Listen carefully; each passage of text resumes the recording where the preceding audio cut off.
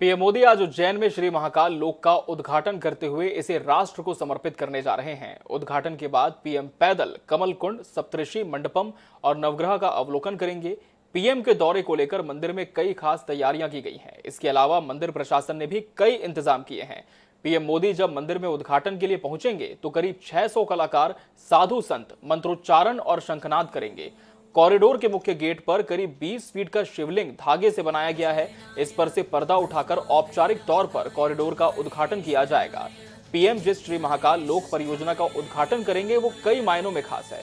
इसका पहला चरण तीर्थयात्रियों को विश्व स्तरीय आधुनिक सुविधाएं प्रदान करके मंदिर में उनके अनुभव को स्मरणीय बनाने में मदद करना होगा। और इस पूरी परियोजना को लेकर, आज के इस कार्यक्रम को लेकर आपको बता दें, संत समाज में भी काफी उत्साह है। विभिन्न जो धर्म अनुयायी हैं उनमें भी काफी उत्साह इस मौके पर देखा जा रहा है। और आज का दिन न सिर्फ उज्जैन के लिए बल्कि संपूर्ण भारतवर्ष के लिए बहुत बड़ा दिन साबित होने जा रहा है। और सीधा हम रुख कर लेंगे काशी का। हमारे साथ काशी विश्वनाथ मंदिर के मुख्य अर्चक श्रीकांत मिश्रा महाराज जी जुड़ चुके हैं। महाराज, आपका बहुत बहुत स्वागत है INS 24/7 पर। नमस्कार।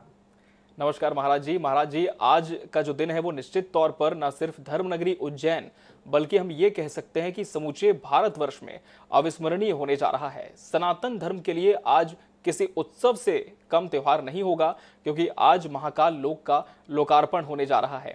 एक कॉरिडोर हमारा काशी में भी है और वृहद स्तर पर उज्जैन में भी इसकी तैयारी की गई है। सबसे पहले बताएं, किस तरह से अनुभूति इस समय संत समाज कर रहा है और कितने वृहद स्तर पर आज इस पूरे आयोजन को आप देख रहे हैं? यह हम सब लोगों के लिए बड़े गौरव की बात है जी कि हमारे देश के अंदर कोई ऐसे प्रधानमंत्री हुए जो न केवल महाकाल, न केवल काशी विश्वनाथ, अपितु जितने भी भारत के विभिन्न धर्म स्थल हैं उन सब का विकास भी हो रहा है और उन सब की मान प्रतिष्ठा भी बढ़ रही है। जी आप देखें कि काशी विश्वनाथ कॉरिडोर जो है 2000 स्क्वायर मीटर के दायरे में सिमटा हुआ मंदिर आज 52,000 स्क्वायर मीटर के ज्यादा से क्षेत्रफल में एक भव्य और दिव्य स्वरूप प्राप्त किया है।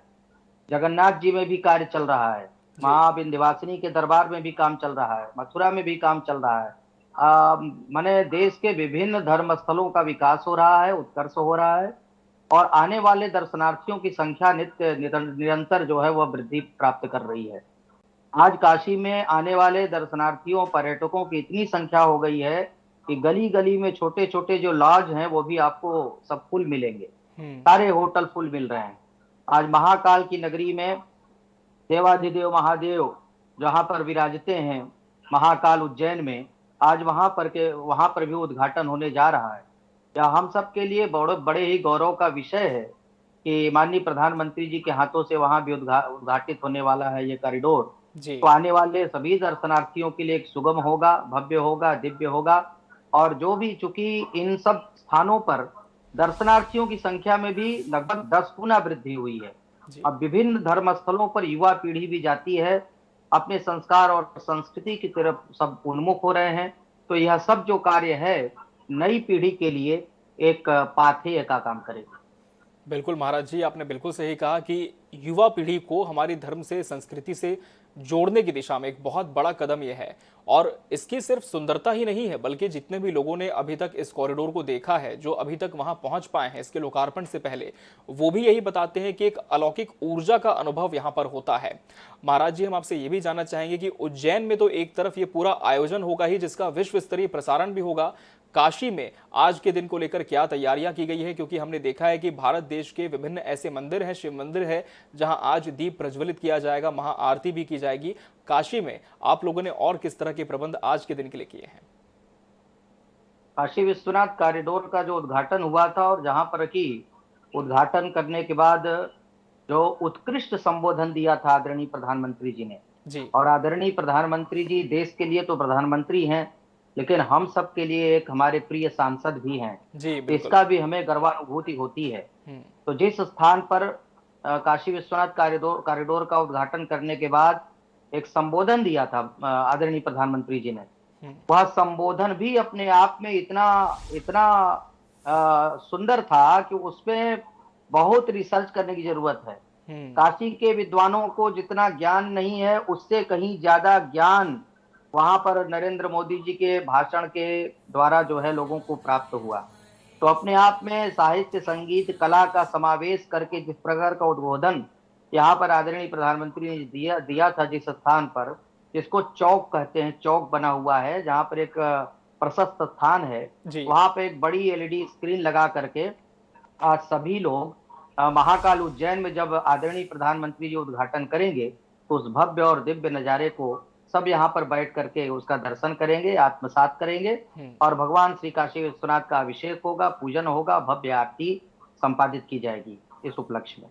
जी महाराज जी, बिल्कुल। और वाराणसी से सांसद भी हैं, उनका ये क्षेत्र भी है, और निश्चित तौर पर धर्म को लेकर जिस तरह से लगातार केंद्र सरकार काम कर रही है, विभिन्न जो परियोजनाएं हैं जिनका अब क्रियान्वयन होना शुरू भी हो चुका है, हम आपसे आपके विचार इस पर भी लेना चाहेंगे महाराज जी कि महाकाल की महिमा आज के दिन हम किस तरह से समझ सकते हैं, क्योंकि आज का जो कॉरिडोर जिसका लोकार्पण पीएम मोदी करने जा रहे हैं, उसमें आपकी भी जानकारी में बात है कि विभिन्न जो स्वरूप है महाकाल के वो दर्शाए गए हैं। महाकाल उज्जैन का, जो कि प्राचीन ज्योतिर्लिंगों में से एक है, अब वृहद स्तर पर पूरे विश्व में जाना जाएगा।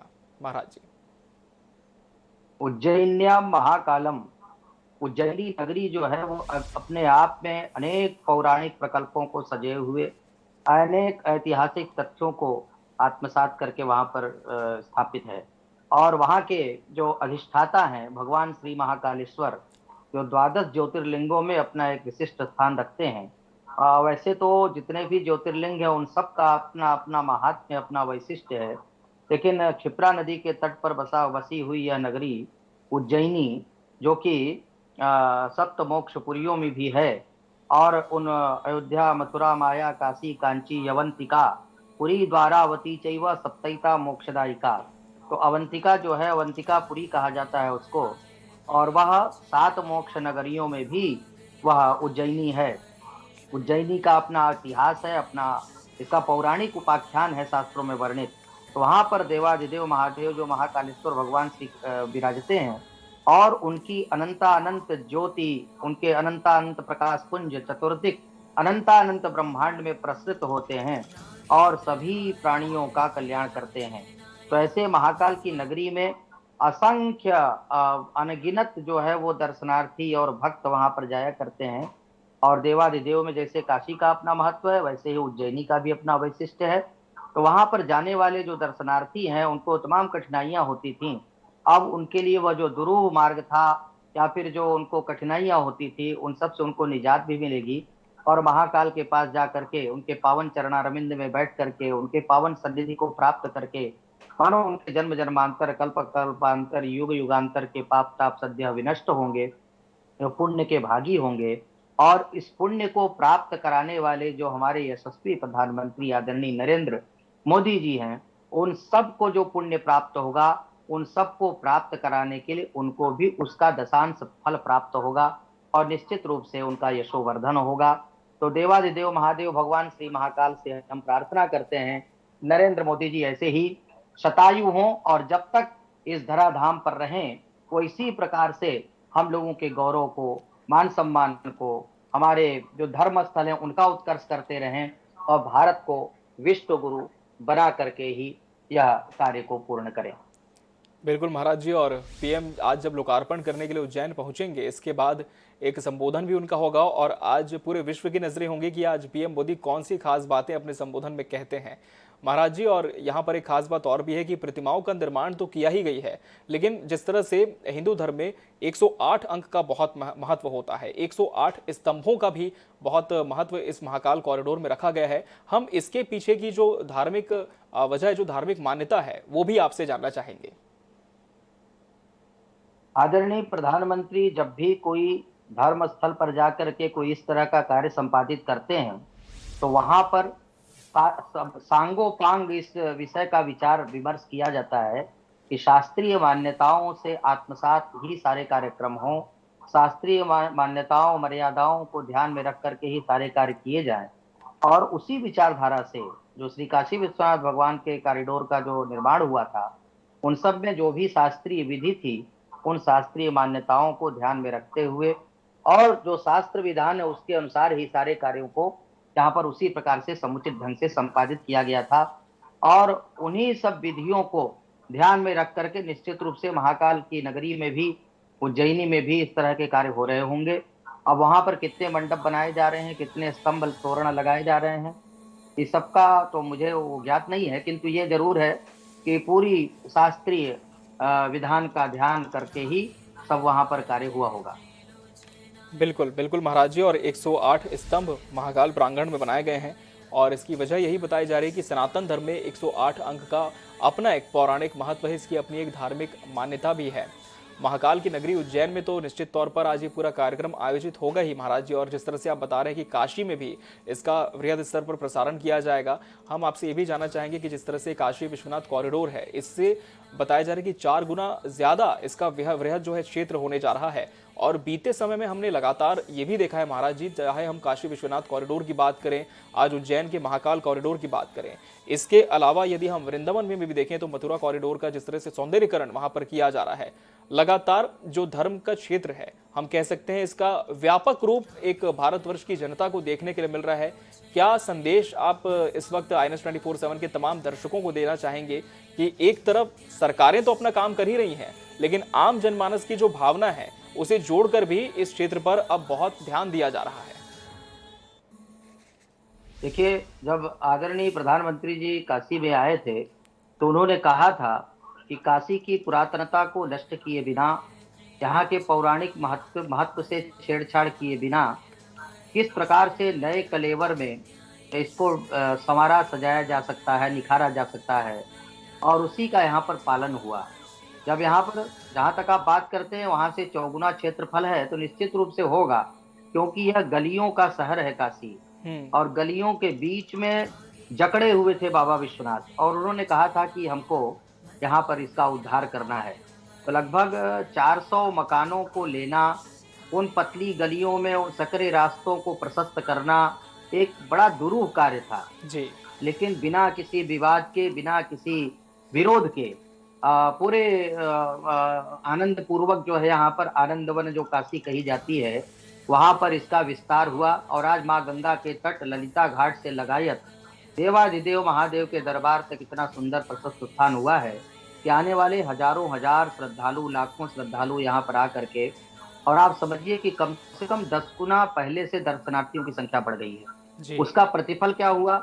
यह जो श्रद्धा और आस्था के हमारे केंद्र हैं, उन केंद्रों को आदरणीय प्रधानमंत्री जी ने विकास का आयाम दे करके, और उसको मैंने एक तरीके से कहा जाए कि उसको जो रोजगार के साधन भी उपलब्ध कराए, क्योंकि अब आने वाले जो लाखों लाख श्रद्धालु हैं, दर्शनार्थी हैं, वो जब काशी में आते हैं तो यहाँ का व्यापार भी प्रभावित होता है, यहाँ के जो रोजगार है वो उसका भी सृजन होता है। तो अनेक प्रकार से यहाँ के लोगों का अभ्युदय हुआ है, उत्कर्ष हुआ है विभिन्न क्षेत्रों में। उसी प्रकार से जितने भी धर्म स्थल हैं, आप जैसा कि आपने मथुरा की चर्चा की, आप पुरी में हो रहा है कार्य बहुत व्यापक रूप से, जगन्नाथ जी के दरबार में माँ विंध्यवासिनी के कॉरिडोर का काम चल रहा है। तो यत्र तत्र सर्वत्र जितने भी धर्म स्थल हैं, उनका उत्कर्ष करने के पीछे का मुख्य उद्देश्य यही है कि वहाँ का रोजगार बढ़ेगा, व्यापार बढ़ेगा, तो आने वाले दर्शनार्थी जब वहाँ पर लाखों लाख की संख्या में आएंगे तो हर प्रकार से वहाँ का विकास होगा। तो इसी दृष्टि से इन्होंने ये सब किया है, और महाकाल में आने वाले समय में काफी व्यापक रूप से यहाँ पर रोजगार का भी सृजन होगा और लोगों का व्यापार भी बढ़ेगा।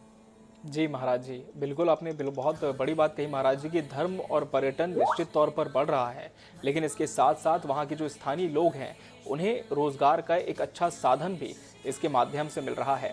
शाम 5 बजे का वक्त आचार्य जी निर्धारित किया गया है जब प्रधानमंत्री नरेंद्र मोदी पहुंचेंगे महाकाल कॉरिडोर में। और एक खास बात यहाँ पर जानकारी ये भी दी जा रही है कि महाकाल के गर्भगृह में जाकर पूजा अर्चना तो जरूर करेंगे पीएम, लेकिन जल अभिषेक नहीं करेंगे।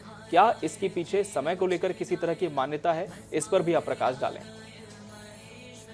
हाँ, वहाँ अपनी अपनी स्थान का अपना अपना महत्व होता है और अपने अपने विधान होते हैं जी। तो अब वहाँ महाकाल की नगरी में वो समय विशेष का कुछ होगा जिसके कारण से वो लोगों ने निर्धारण किया होगा।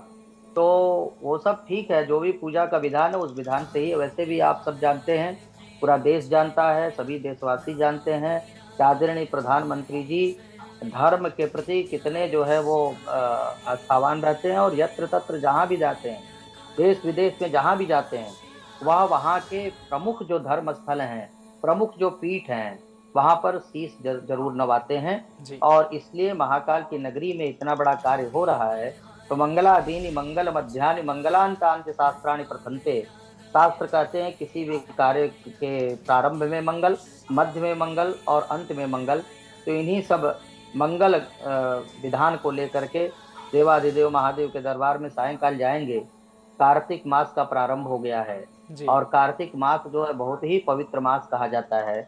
तो सायंकाल अर्थात जो संध्या बेला है, जी। इस संध्या संधि बेला का बहुत ही शास्त्रों में महत्व है।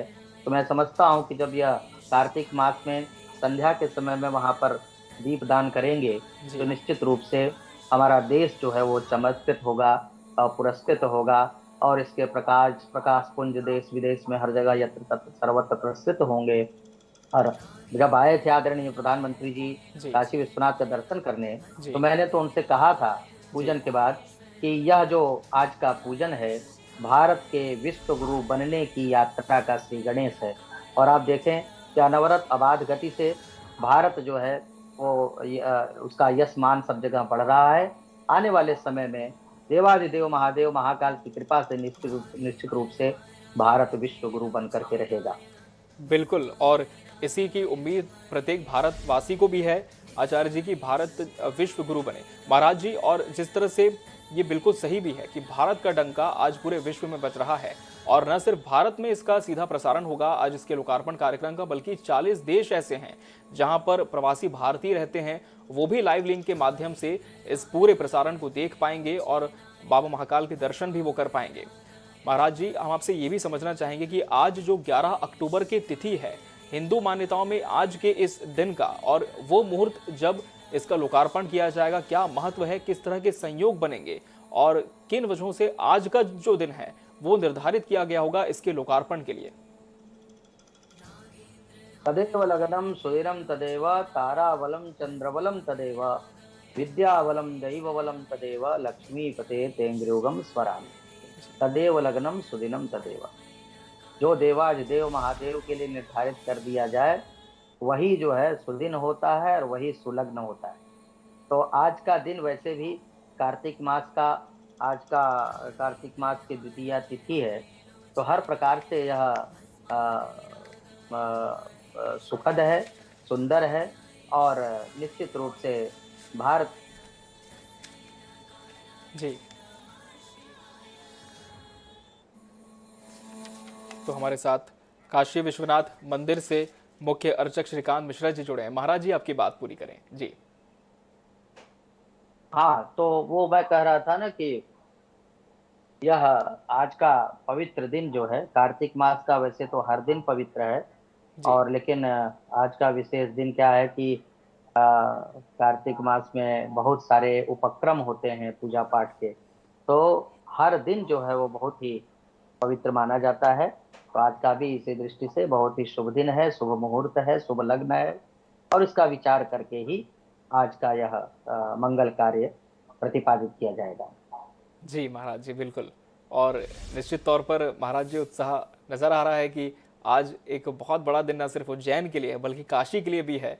और काशी में भी एक कॉरिडोर है और अब उज्जैन में भी एक कॉरिडोर होगा जहां पर दर्शनार्थी बाबा महाकाल के दर्शन कर सकेंगे, उनका आशीर्वाद वृहद स्तर पर ले पाएंगे। और जिस तरह से आपने बताया भी है कि जब प्रधानमंत्री से आपकी बात हुई थी तब लगातार इसका संदेश भी एक उन्होंने दिया था जब वो काशी आए थे कि धर्म को बढ़ावा देने के लिए, सनातन संस्कृति को सुसज्जित करने के लिए, इसका संरक्षण करने के लिए लगातार वो इस दिशा में प्रयासरत हैं।